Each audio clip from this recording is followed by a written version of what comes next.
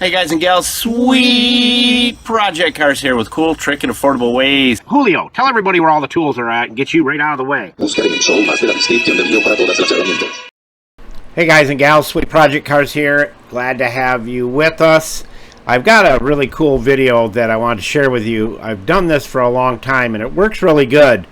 If you have steel rims or wheels or rims that you want to paint, but you are trying to figure out how to do it without getting it all over the tire, and you do not want to take the tire off the rim, this works really good and it costs you little to nothing.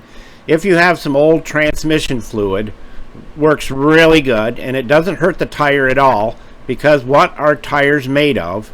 They're made of oil. So you take a little transmission fluid, and you can use Vaseline if you want to spend some money on it, but you don't have to. Take your transmission fluid, rub it into the tire, and get it up as close as you can to the rim.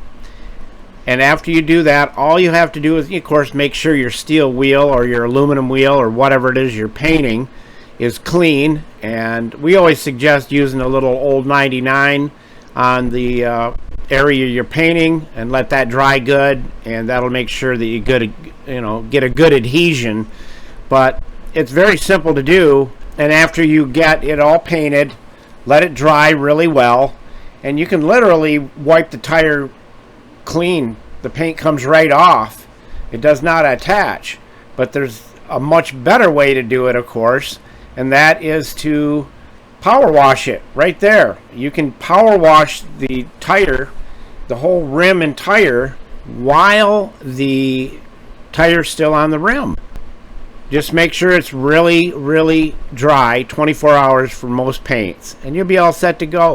I wanted to add another thing. You can do this to anything. Add transmission fluid, paint your item, and power wash the transmission fluid off. You're good to go.